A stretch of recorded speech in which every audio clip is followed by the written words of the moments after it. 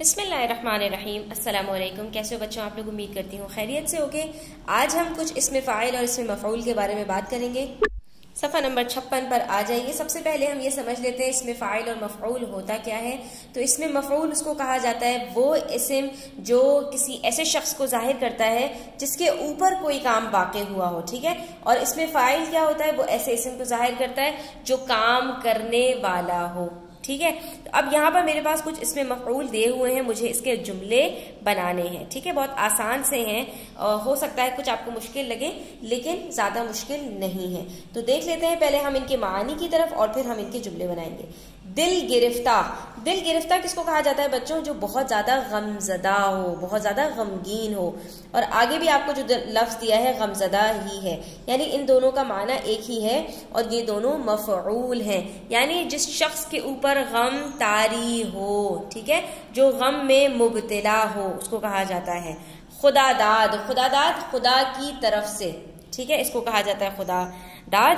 زہر آلود، جو زہر میں لپٹا ہوا ہو، جیسے زہر آلود خنجر ہوتا ہے جس کے اوپر زہر چاروں طرف سے لگا ہوا ہو۔ مظلوم، جس کے اوپر ظلم کیا گیا ہو۔ محفوظ، جس کو حفاظت میں رکھا گیا ہو۔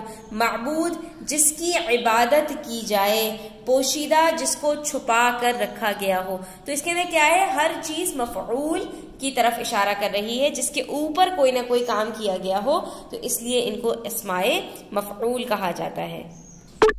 اب ذرا جملے ملاحظہ فرمائیے۔ علی اپنا سرمایہ ڈوبتا دیکھ کر دل گرفتہ ہو گیا، یعنی بہت زیادہ غمزدہ ہو گیا۔ کسی کو غمزدہ دیکھ کر دل غمزدہ ہو جاتا ہے، ٹھیک ہے، دل غمگین ہو جاتا ہے۔ کسی کو تکلیف میں دیکھ کر انسان کا دل غمزدہ ہو جاتا ہے۔ یہاں پر آپ زیادہ بہتر یہ ہوگا کہ کسی کو تکلیف میں دیکھ کر دل غمزدہ ہو جاتا ہے، دونوں دفعہ غمزدہ آنا مناسب نہیں لگ رہا۔ ہمیں تمام خداداد صلاحیتیں استعمال کرنی چاہیے، یعنی اللہ تعالیٰ نے جن نعمتوں سے ہمیں نوازا ہے، جن خداداد صلاحیتوں سے نوازا ہے، ان سب کو بروئے کار لانا چاہیے۔ ایک مرتبہ ایک یہودن سے مراد یہودی عورت نے نبی علیہ الصلوۃ والسلام کو زہر آلود گوشت پیش کر دیا، ٹھیک ہے۔ ایک مرتبہ اس نے ایسا گوشت آپ صلی اللہ تعالیٰ علیہ وسلم کو کھانے کو دے دیا تھا، اللہ تعالیٰ نے خبر دے دی تھی۔ پھر مظلوم، ہرگز کسی مظلوم کی بد دعا نہ لیجیے۔ محفوظ، اللہ ہر طرح کی ناگہانی آفت سے محفوظ فرمائے۔ معبود، اللہ تعالیٰ ہی ہمارا خالق و مالک ہے، ہمارا معبود ہے۔ بے شک اللہ سے کوئی بات پوشیدہ نہیں، پوشیدہ مطلب چھپی ہوئی ہونا۔ اس کے بعد ہمارے پاس کچھ اسم فاعل ہیں، تو سب سے پہلے ان کو بھی دیکھ لیتے ہیں اور پھر ان کے جو ہے جملے بھی بنا لیتے ہیں۔ گڈریا کہتے ہیں چرواہے کو، ٹھیک ہے، جو بھیڑ بکریاں چراتا ہے، ٹھیک ہے۔ اب یہ سارے آپ کو اس میں فاعل بتا رہے ہیں کہ کوئی کام کرنے والا یہاں پر مراد ہوگا۔ ستمگر، ستم ڈھانے والا، ظلم کرنے والا۔ دغاباز، دھوکہ دینے والا۔ گھڑی ساز، گھڑی بنانے والا۔ محسن، احسان کرنے والا۔ متکلم، کلام کرنے والا۔ سفاک، ظلم کرنے والا۔ متحمل، تحمل کرنے والا، برداشت کرنے والا، ٹھیک ہے۔ گاؤں میں بھیڑ بکری چرانا گڈریا کا ہی کام ہے۔ آج آپ کو جا بجا ستمگر نظر آئیں گے۔ ایک عام آدمی کے لیے دغاباز کے وار سے بچنا مشکل ہے۔ والد صاحب نے سب سے پہلے گھڑی ساز سے کام سیکھا۔ جو تمہیں برائی سے روکے وہ تمہارا محسن ہے۔ نبی صلی اللہ علیہ وسلم بہترین متکلم تھے، کلام کرنے والے تھے کہ ہر اہم بات کو 3 مرتبہ دہراتے۔ کچھ لوگ بہت ہی سفاک ہوتے ہیں، بہت ہی ظالم ہوتے ہیں، ان کے دل میں ذرا سا رحم نہیں ہوتا۔ میرے والد گرامی نہایت متحمل مزاج انسان ہیں، ٹھیک ہے، یعنی بہت زیادہ برداشت کرتے ہیں، کبھی غصہ نہیں کرتے، اور یہ بالکل حقیقت ہے۔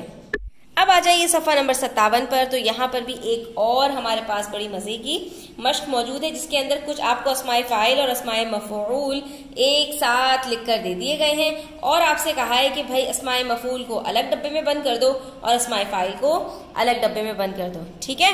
تو اب اس کے اندر ہم اسماء مفعول کو الگ اور اسم فاعل کو الگ الگ کر کے لکھ دیتے ہیں۔ اب مزے کی بات بچوں یہ ہے کہ اس کے اندر انہوں نے جو اسماء مفعول دیے ہیں وہ صرف 6 دیے ہیں، باقی سارے کے سارے اسماء فاعل ہیں. ٹھیک ہے.